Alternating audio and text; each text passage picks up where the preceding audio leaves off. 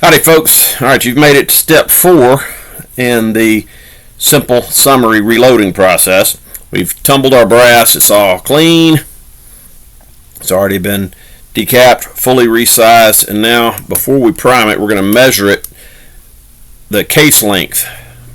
For 300 blackout brass, the minimum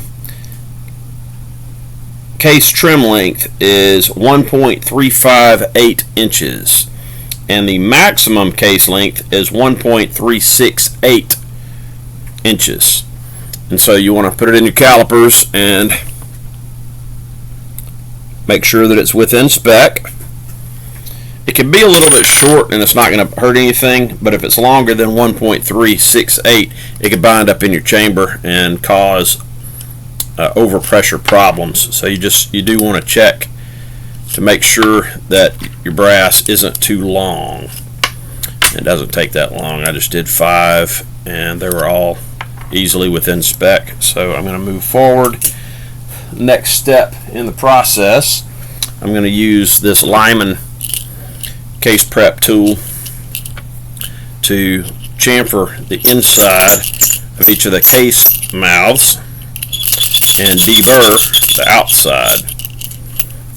This tool is something like $27 on Midway USA and it's worth every penny.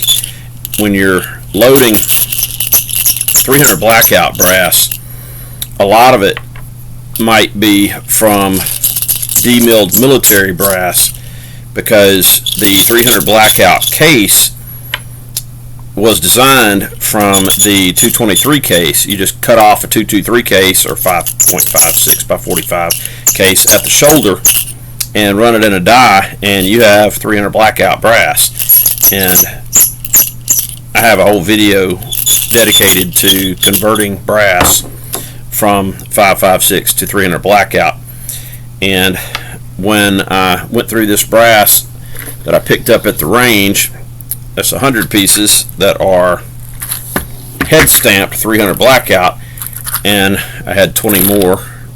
That was actually 125 pieces of it were head stamped 300 blackout, but then 41 pieces of it were head stamped either Lake City with a date on it, LC with a date, or something else. Some of them are actually have 223 Remington Wolf or 223 Remington from Winchester, and they are 300 blackout processed brass, but the head stamp actually says 223 on it.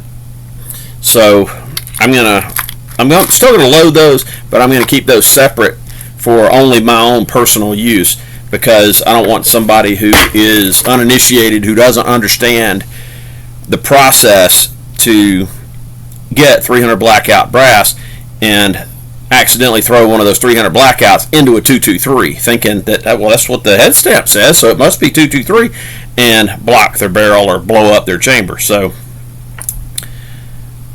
now that we've got the case mouth deburred and chamfered, it's time to prime it. This is a Lee Ergo priming hand primer, and you can use, if your press has a attachment for it, you can use your press to prime brass, but if your primer pockets are properly cleaned and prepared, you can go a lot faster with a hand primer. And something else that I neglected to mention, this Lee case prep tool comes apart, and on the inside it actually has scrapers for the inside of your primer pockets and a primer pocket reamer. This is important, especially for 5.56 converted brass into 300 blackout. Those military cases have a the primer pocket has been stamped to hold those primers in place, and you have to remove that factory crimp with this tool. It looks almost like a Phillips head screwdriver, but it's got little edges on it, and it is a primer pocket reamer. You can just screw that into the end of this case prep tool, or if you're in a hurry, you could chuck it up in your drill, and on any 556 brass or 223 brass that you wanted to convert that was formerly military brass, you want to ream out that primer pocket to remove that military crimp so that it doesn't interfere with installation of your new primers. If you try to prime a case that's got a military crimp in it, you can break your tool, because there are plastic parts in this that will break. But now that we got it set up, you just slide it into this number 4 case holder, or shell holder, and it's a different one that goes with the priming set than the one that's on your press. It comes, it's a separate holder there for some reason. I don't know why they chose to do it that way, and it kind of complicates things, but it should come with your hand primer, whichever design you go with. But you just slide it into the shell holder like you would on your loading press, and make sure that it's in line straight up and down, and then you squeeze it, and then you'll feel it stop when it comes to the right place, and then you take it out, and if it's flush right across the bottom, you know that it's good. And if you can stand it up on a flat surface and it doesn't wobble, this is wobbling because my hand's shaking, but if you put it on a flat surface and it doesn't wobble, you know that your primer is set deep enough. You don't want to jam it in there so far that it's countersunk, because you want your firing pin to be able to get good purchase on that primer when it strikes. So that's all there is to priming. I'm just do these 5 pieces, but it was that quick, and they're all primed, brand new primers ready to go. I use, for 300 blackout, supersonic and subsonic both, I use CCI Magnum small rifle primers, number 450. When you can get them, in my experience, these are the best.